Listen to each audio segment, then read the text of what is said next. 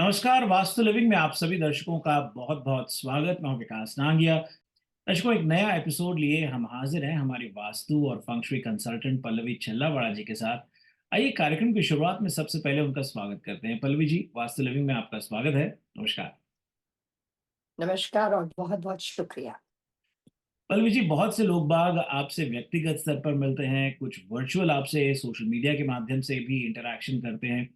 कुछ ऐसे जो सालों से हमारे साथ जुड़े हुए हैं और कुछ ऐसे जो अभी कार्यक्रम का हिस्सा बने हैं, वास्तु लिविंग में दिलचस्पी ले रहे हैं और आपसे भी व्यक्तिगत स्तर पर मिलते हुए कुछ नए नए सुझाव लेकर के आते हैं। अभी आप हाल में Asian American hotel owners association Auwa की कन्वेंशन के लिए न्यू ऑर्लिन्स में थी।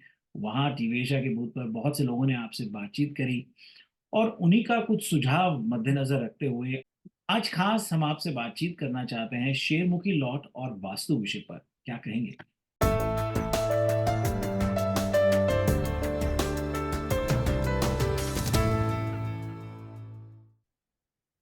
बहुत अच्छा विषय है। किसी भी शेप के इम्पोर्टेंस को समझने के लिए सबसे पहले मैथमेटिक्स के हिसाब से उस शेप को कैसे बनाया जाता है वो जानना ज़रूरी होता है।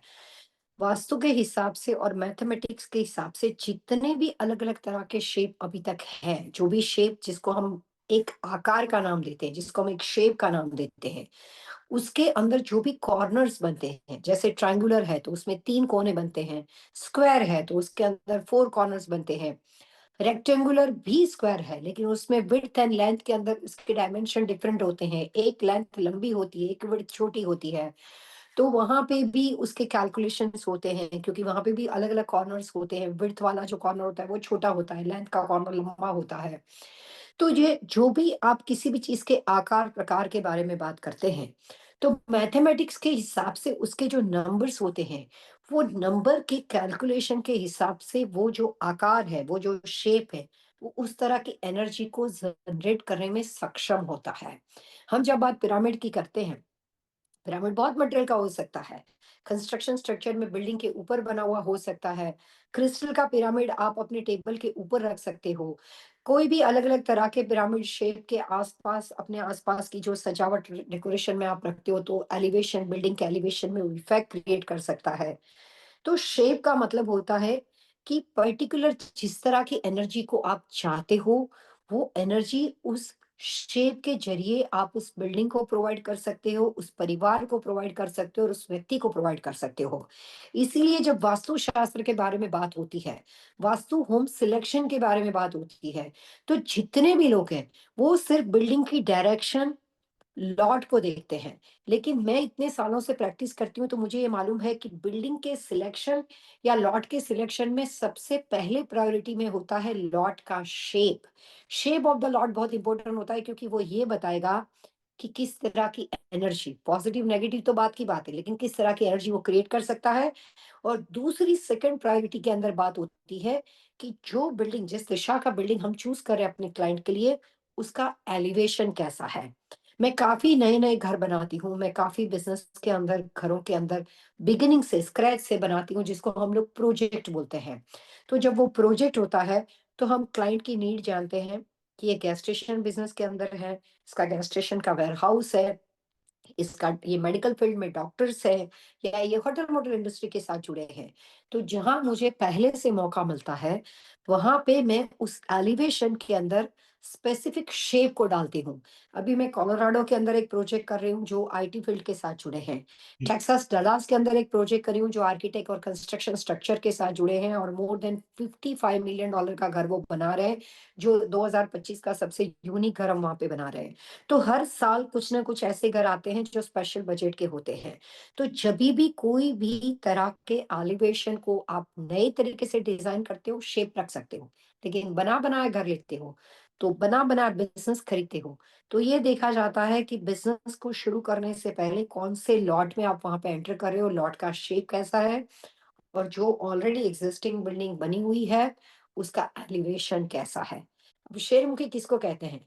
लॉट जो आगे से बड़ा हो और पीछे से छोटा हो, जिसकी फ्रंट विड्थ होती है, वो लंबी होती है और उसकी बैक की जो विड्थ होती है, वो छोटी होती है। आगे से बड़ा और पीछे से छोटा, उसको हम शेरमुखी बोलते हैं। वो शेरमुखी लॉट के अंदर किस तरह का एलिवेशन है, कैसा शेप है, उसके हिसाब से अलग-अलग इफ़ेक्ट होता है। हर तरह के बिल्डिंग के शेप के अलग-अलग इफ़ेक्ट होते हैं, जो हम बारी-बारी इस प्रोग्राम में शामिल करेंगे। लेकिन आज हम बात करते हैं कि शेरमुखी लॉट के कितने प्रकार होते हैं और एलिवेशन के हिसाब से उसके positive negative effect home vastu हो, मतलब घर का वास्तु और बिज़नेस का हो, तो क्या इफ़ेक्ट करता है। जी।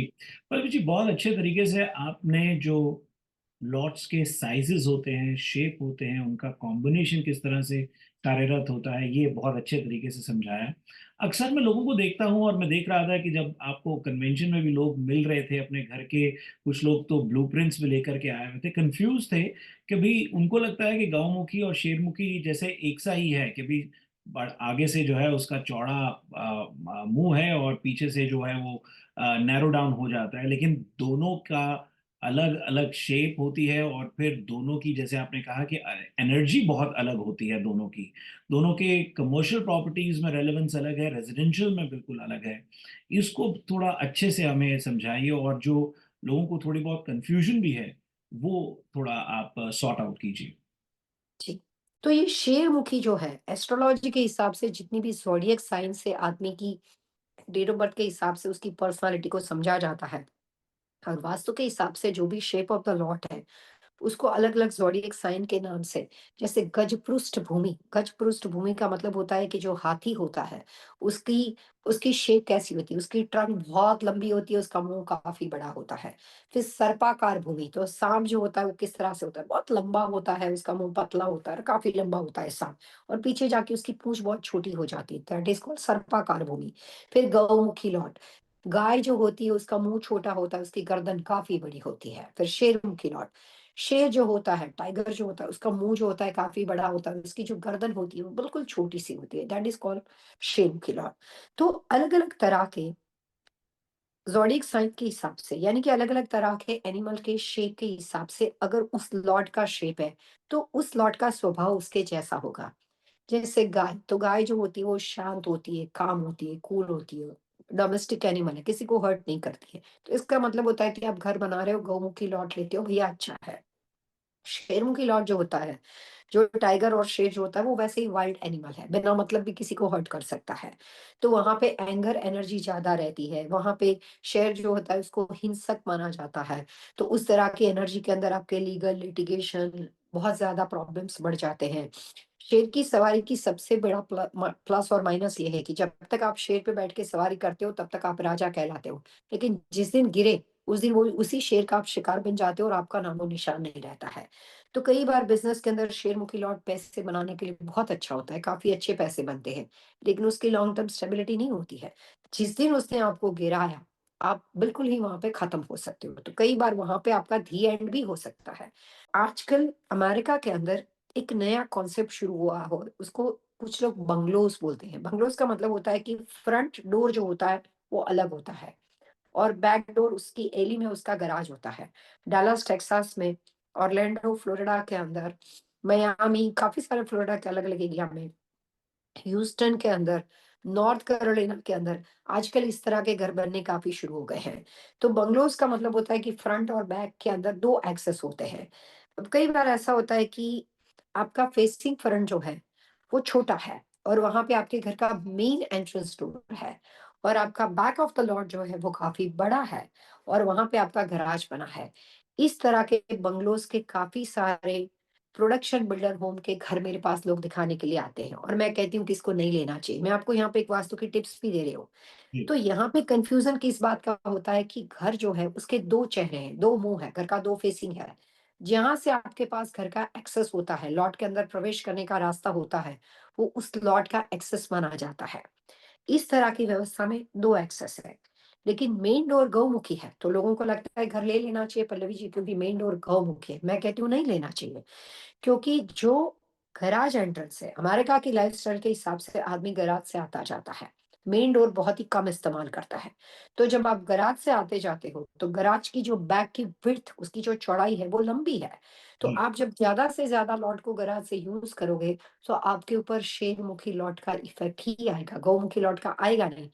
अगर आप वो गैराज को यूज़ नहीं करते हो, कंप्लीटली उसका डोर क्लोज़ रखते हो, गाड़ी आप अपने ड्राइववे में फ्रंट में पार्क करते हो और मेन डोर से आना-जाना रखते हो, तो उस कंडीशन में रेमेडी के तौर पे आप उस लॉट को गोमुखी बना सकते हो, बट ऐसा प्रैक्टिकली पॉसिबल नहीं होता है क्योंकि आप फ्रंट में पार्क बार-बार नहीं कर सकते हो।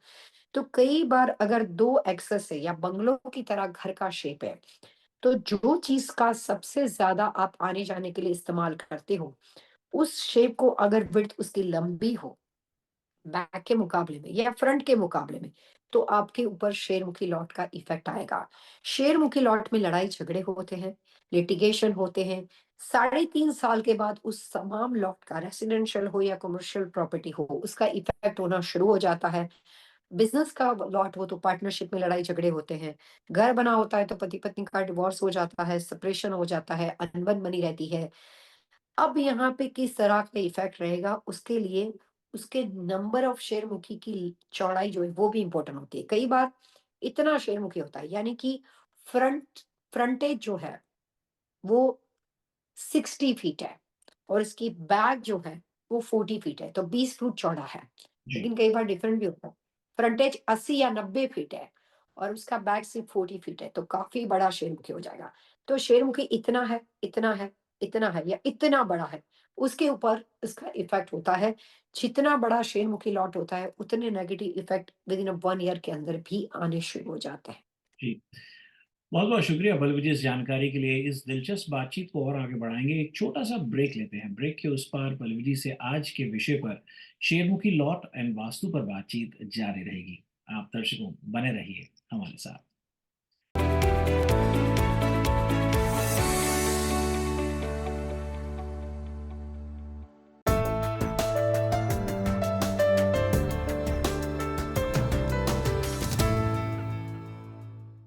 बलवीर जी वास्तु लैब में आपका एक बार फिर से स्वागत। धन्यवाद। ब्रेक से पहले आपने बहुत अच्छे तरीके से समझाया, लोगों को बहुत क्लियर हो गया होगा कि कमर्शियल रेज़िडेंशियल प्रॉपर्टी के अंदर शेरमुखी लॉट की पहचान क्या है। कई लोग पल्लवी जी जो इस विषय को अच्छे से समझते भी हैं, वो लोगों ने ऐसा किया कि लॉट जो है वो तो शेरमुखी है, लेकिन उसमें जो बिल्डिंग का स्ट्रक्चर है, उन्होंने ध्यान में रखते हुए उसको शायद शेरमुखी नहीं बनाया और उसमें कई बार कन्फ्यूज़न भी होती है। तो लोगों का सवाल ये है कि भई बिल्डिंग का स्ट्रक्चर कैसा हो और उसका अंदर से इंटीरियर कैसा हो? किस तरह से उसका प्रभाव हो सकता है? बहुत अच्छा सवाल है आपका। कई बार ऐसा होता है कि अगर आपको मालूम पड़ जाता है कि आप शेरमुखी लॉट में हो और लॉट के पास इनफ स्पेस होती है, तो आप सिंपल फेंस की रेमेडी से शेरमुखी लॉट को शेप देके उसको फिक्स कर सकते हो। जी, लेकिन जैसे आपने एग्जांपल दिया कि लॉट शेरमुखी हो लेकिन उसके अंदर का बना हुआ कंस्ट्रक्शन स्ट्रक्चर जो है, जो उसका फ्लोर प्लान है, चाहे रेजिडेंशियल हो या कमर्शियल हो, वो शेरमुखी ना सही, वो रेगुलर शेप का हो। फिर भी वहाँ पे शेयरों लॉट के इफ़ेक्ट आएँगे क्योंकि लॉट का इफ़ेक्ट फ्लोर प्लान के इफ़ेक्ट से ज़्यादा बड़ा होता है। जी, तो इस कंडीशन में आपको उस घर में लगातार रहने के लिए छोटी-छोटी वास्तु की टिप्स को अप्लाई करना पड़ेगा। चाहे वो रेज़िडेंशियल हो या कमर्शियल वहाँ पे आप बिज़नेस करते हो। तो सबसे पहली टिप्स ये है कि लॉट अगर शेयरमुखी है, फ्लोर प्लान शेयरमुखी नहीं है, तो रेज़िडेंशियल और कमर्शियल प्रॉपर्टी के अंदर आपको मेक श्योर करना है कि वहाँ पे आपके एलिवेशन में कोई भी तरह का ट्रायंगुलर और पिरामिड शेप ना हो। उस घर के अंदर मैंने इंडिया में काफ़ी ऐसे घर विज़िट किए थे कि इंडिया में एक पिरामिड का कॉन्सेप्ट अभी तो नहीं है, लेकिन 3-4 साल, 5-10 साल पहले बहुत ज़बरदस्त चला था। जो देखो रेमेडी के तौर पे पिरामिड। तो काफ़ी घरों में वो पिरामिड के इंस्टॉलेशन के बाद उन लोगों को टेरिफिक नुकसान होना शुरू हो गया। क्योंकि वो अपार्टमेंट बिल्डिंग थे कि रेज़िडेंशियल प्रॉपर्टी थी, उसके अंदर प्रॉब्लम ये था कि उनका शेप शेरमुखी था और उनके फ्लोर प्लान भी शेरमुखी थे। और वहाँ पे उन्होंने पिरामिड लगाने शुरू कर दिए तो उनको बहुत ज़बरदस्त नुकसान हो गया फ़ायदा होने की वज़ह से। क्योंकि जो वहाँ पे जब उन्होंने पिरामिड लगाए थे तो उन्होंने कॉमन अपने हिसाब से लगा दिए थे, देखा ही नहीं था कि शेप क्या था। जी, तो शेरमुखी लॉट की limitation vastu point of view से रेमेडी की ये है कि वहाँ पे मिरर का प्रयोग बहुत ज़्यादा नहीं करना चाहिए। वहाँ पे पिरामिड के शेप की कोई भी तरह के एलिवेशन के अंदर या घर के अंदर डेकोरेशन के अंदर पिरामिड शेप की चीज़ों को बहुत ज़्यादा खरीद के नहीं रखना चाहिए। डीप रेड, लाइट पीच कोई भी तरह के ब्राइट कलर्स की चीज़ों का इस्तेमाल नहीं होना चाहिए। शेरमुखी लॉट को शांत रखने के लिए, न्यूट्रल रखने के लिए, बैलेंस रखने के लिए जितना हो सके उतना न्यूट्रल कलर में cream, ivory and beige colour का प्रयोग करना चाहिए। ज़्यादा डार्क में आप ब्राउन कलर का हाइलाइट करने के लिए आप ब्राउन कलर का यूज़ करना चाहिए, अदरवाइज़ ज़्यादातर क्रीम, आइवरी, बेज कलर का प्रयोग करना चाहिए। शेरमुखी लॉट के अंदर अगर वाटर एलिमेंट का प्रयोग बहुत ज़्यादा करते हो, तो उस कंडीशन में भी कई बार वहाँ पे आदमी को बैंकरप्सी फाइल करने की बारी आ जाती है और फाइनेंशियल लॉस हो जाता है। हमारा अमेरिका में वास्तु फंग शुई रिसर्च इंस्टीट्यूट है, जिसका मतलब होता है कि जो ओरिजिनल वास्तुशास्त्र के रूल्स एंड रेगुलेशन है, उसकी तमाम जो उसके नियम है, उसमें जो आदमी उस तरह की प्रॉपर्टी में रहते हैं, जिस तरह के उनके जो अलग-अलग केस स्टडी हमको अपने कंसल्टिंग और प्रैक्टिस के माध्यम से मिलते हैं, तो ये देखा जाता है कि पर्टिकुलर शेरमुखी लॉट में आने के बाद सो एंड सो पर्सनालिटी और ये फैमिली कॉम्बिनेशन था, उसको नुकसान कितने साल में हुआ। हमने वहाँ पे कंसल्टेंसी की, हमने वहाँ पे उनको सारे उपाय बताए, रेक्टिफाई किया और उसके बाद वो चेंजेस थे, वो कितने टाइम में आए हैं। उसके हिसाब से ये कैलकुलेट किया जाता है कि shape of the lot, shape of the floor plan को रेक्टिफाई करने के अंदर कलर की रेमेडी के माध्यम से, फेंसिंग के रेमेडी के माध्यम से, जो उसके इंटीरियर जो रख-रखाव है, उसकी रेमेडी के माध्यम से, कितनी स्पीड में, कितनी जल्दी हम उस लॉट को रेक्टिफ़ाई कर सकते हैं या रेक्टिफ़ाई करने के बाद कितने टाइम तक वो बैलेंस रहता है। ये सारे सजेशन जो क्लाइंट ने अप्लाई किए, 5 साल तक वो रेक्टिफ़ाई रहा, 7 साल तक वो रहा, 12 साल तक रहा। तो वो सब तमाम जो उसके इफ़ेक्ट होते हैं, वो कंसल्टेंट हमेशा कैलकुलेट करते हैं, उसके हिसाब से आगे चल के नई-नई रेमेडी उसको बनाई जाती है, जो हम अपनी प्रैक्टिस में अप्लाई करते हैं। तो शेरमुखी लॉट के अंदर अगर वो बहुत बड़ा शेरमुखी हो और आप इनिशियली एंटर कर रहे हो या आप ले ले रहे हो, अगर बिज़नेस शेयरमुखी होता है तो वो फ़ायदा करता है, लेकिन उस कंडीशन पे फ़ायदा ज़्यादा करता है जो ऑटो पायलट पे आप चलाओ और ओनर का खुद का बैठना कम हो। मेरे को अभी आहुआ के कन्वेंशन में एक क्लाइंट मिले थे, जिन्होंने शेरमुखी लॉट के बारे में जानना चाहा, जिसकी वजह से आज हम बात कर रहे हैं। उनका शिकागो के अंदर उनकी एक मेन प्रॉपर्टी थी जो शेरमुखी लॉट की थी। इतने टाइम तक वो ऑटो पायलट पे चला रहे थे। 2023 में कुछ ऐसा हुआ कि दूसरी जो 2 प्रॉपर्टी थी वो बेच दी, तो उन्होंने शेरमुखी लॉट में अपना मेन ऑफिस बना दिया। जैसे ही अभी तक ऑटो पायलट पे चलता था, प्रॉपर्टी अच्छे से चल रही थी। लेकिन जिस दिन बाकी की 2 प्रॉपर्टी जहाँ पे पुराना ऑफिस था वो बेच दी और शेरमुखी लॉट में आके उन्होंने बेच यहाँ पे बैठना शुरू कर दिया। पूरा उनका जो सिस्टम था वो पूरा रिवर्स हो गया। घर के अंदर दोनों बेटियाँ हैं उनकी, उनके रिलेशनशिप के साथ, बच्चों के साथ किसी भी वजह से मैरिज लाइफ का क्वेश्चन था लेकिन डिस्प्यूट होने शुरू हो गए। जी। उनके दो दूसरे जो पार्टनर थे वो भी चले गए, तो आइसोलेटेड बन गए, पार्टनर ने अपना शेयर विथड्रॉ कर दिया। तो यहाँ पे ऑफिस बना के बाद उनके लिए सब कुछ नेगेटिव होता गया। तो कई बार हम वास्तु में कहते हैं कि शेयरमुखी लॉट जो होता है वो बिज़नेस के लिए अच्छा होता है, लेकिन उसके साथ-साथ टर्म्स एंड कंडीशन होती है। ज़ाहिर है ये भी लोग बाग जानना चाहेंगे कि इसको ठीक करने के लिए रेमेडियल मेजर्स क्या हैं? क्या कुछ ऐसा किया जा सकता है कि जिससे लोगों की प्रोडक्टिविटी पर इम्पैक्ट ना हो, उनकी आर्थिक, मानसिक, शारीरिक जो जो परिस्थितियाँ हैं, वो इंटैक्ट रहें, बेहतर बनी रहें? जैसे अभी थोड़ी देर पहले जो एग्जांपल जिस केस स्टडी का मैंने कहा, जो मुझे अभी क्लाइंट मिले थे और जिसके बारे में बात हुई, वो शिकागो मॉलिन से मेरे पास मिलने के लिए आए थे। जी। तो जब उन्होंने पहले कहा तो मेरे पास इमीडिएटली ऐसी कोई टिप्स देनी थी जो उनको नुकसान में से तुरंत फायदा करना शुरू करे। हुँ। तो मैंने सिंपल पहले टिप्स ये दी कि आपके घर के अंदर आप अपना होम ऑफिस है, उसको आप अपना मेन ऑफिस बना दो। और आप अपना सारा ऑपरेशन जो है वो इस शेरमुखी लॉट के अंदर उसको इग्नोर करते हुए, शेरमुखी लॉट के अंदर जो मैनेजर ऑफिस है, जो सेल्स ऑफिस है, just keep it as it is. लेकिन जो दूसरी सारी तमाम प्रॉपर्टी का आपने यहाँ पे अपना हेड ऑफिस बना रखा है, उसको यहाँ से निकालो और अपने घर के अंदर जो आपका होम ऑफिस है, वहाँ पे बना दो। अगर होम ऑफिस नहीं है तो एक अपना गेस्ट रूम आप मुझे दे दो, जो दशा है मैं देख लेती हूँ और वहाँ पे मैं आपका होम ऑफिस बना देती हूँ। तो जितनी प्रॉपर्टी वो इधर से रन करते थे, सबसे पहले तो हमने उसका सिंपल एक एड्रेस बदल दिया। ये सिंपल रेमेडी हो गई। तो बाकी की तमाम जो प्रोडक्ट थी, जितनी भी प्रोजेक्ट और बिज़नेस थे, उसके अंदर जो बिना मतलब के अड़चन आते थे, रुकावट आती थी, वो सारे ऑब्स्टिकल तुरंत ही फ़िल्टर होने शुरू हो गए। तो उन्होंने दूसरी जगह पे ऑफ़िस को चेंज किया। अब जो करंट शेरमुखी लॉट था, वो तो ऑलरेडी उसने नेगेटिव इफ़ेक्ट देना शुरू कर दिया था।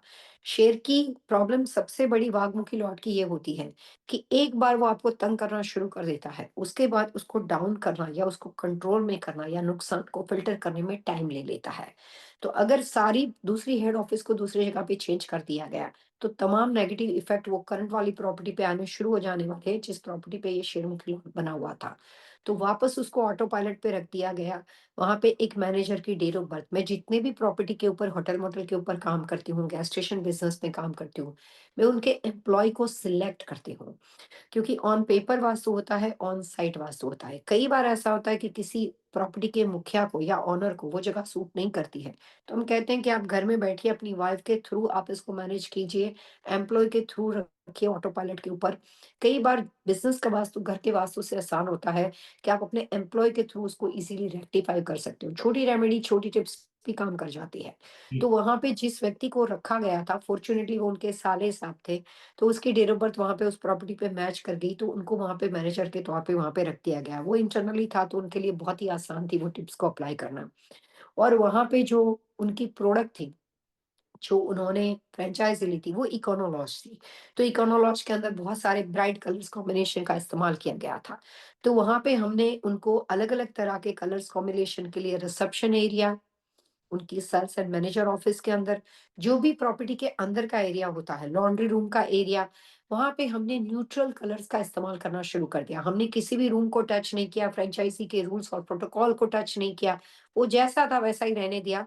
लेकिन वहाँ पे रिसेप्शन एरिया के अंदर बहुत ज़्यादा सेरामिक और क्ले का इस्तेमाल किया गया ताकि प्रॉपर्टी को बैलेंस कर दिया जाए। 2 डिस्ट्रक्टिव एलिमेंट जब इकट्ठे हो जाते हैं, तो उसके अंदर आप सपोर्टिंग एलिमेंट को अप्लाई करते हो, तो प्रॉपर्टी तुरंत ही कंट्रोल में आ जाती है और प्रॉपर्टी के नुकसान बंद हो जाते हैं। तो उसी फ़ॉर्मूला को, वास्तु के नियम को ध्यान में रखकर वहाँ पे एलिमेंट के सजेशन को दिया गया, कुछ डिग्री बताई गई कि यहाँ-यहाँ पे आप रख सकते हो, वो उसका एक कैलकुलेशन होता है। और वहाँ पे सिंपल कलर्स की रेमेडी को अप्लाई किया गया। और जो शेप ऑफ द लॉट था, वहाँ पे बहुत जगह थी। तो शेप ऑफ द लॉट को सिंपल हैच के माध्यम से फिक्स करके शेरमुखी लॉट को सही किया गया। वास्तु कंसर्न के नाते मैं इतना बता दूँ कि घर में शेरमुखी लॉट जो होता है, वो बहुत ज़्यादा नुकसान करता है, बहुत ज़्यादा नुकसान करता है। अगर पहले से मालूम हो तो शेरमुखी लॉट का घर नहीं लेना चाहिए। लेकिन बिज़नेस में वो इतना कम नुकसान करता है। उसका एक पॉज़िटिव पॉइंट भी है कि कई बार शेयरमुखी लॉट को अगर बिज़नेस के ओनर वहाँ पे बैठ के काम नहीं करते हैं, तो फ़ाइनेंशियल बेनिफिट भी बन सकता है। जी।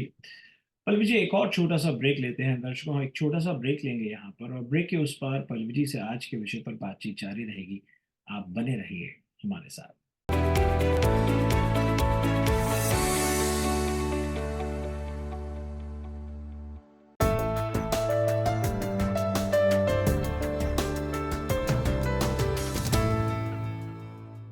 जैसे आपने पहले सेगमेंट में कहा कि शेयरों की लॉट का कहीं न कहीं लिटिगेशन में भी इन्वॉल्वमेंट हो जाती है और फिर रिलेशनशिप पर भी उसका गहरा प्रभाव पड़ता है। इन जी। दोनों को अगर हमें मैं ये कहूँ कि लिटिगेशन ना ही हो, लेकिन अगर चल रहा है, तो उस पर काबू पाने के लिए क्या किया जा सकता है? और सेम चीज़ रिलेशनशिप भी, यदि अभी इस मझधार में है कि रिश्ते टूटे नहीं हैं, लेकिन उस कगार पर हैं कि अगर उन्हें सँभाला ना गया, तो टूट सकते हैं। तो किस तरह से एक वास्तु कंसल्टेंट ऐसी परिस्थिति में मदद कर सकता है?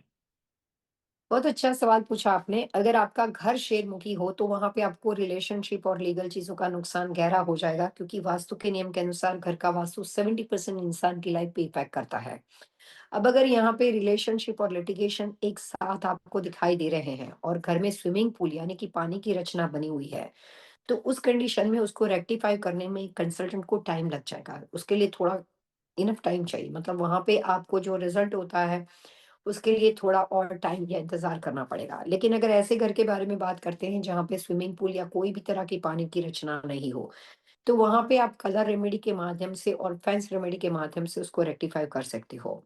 कुछ ऐसे घर हैं जिसके अंदर ऑलरेडी स्विमिंग पूल या कोई भी तरह के वाटरफॉल या एक्वेरियम या पॉन्ड या पानी की व्यवस्था हो, तो सिंपल रेक्टिफाई उसको फास्ट रिजल्ट के लिए या रिश्तों को बचाने के लिए ये कर सकते हो कि पानी को आप टेम्पररी रिमूव कर सकते हो। काफ़ी लोग स्विमिंग पूल से पानी टेम्पररी रिमूव कर देते हैं।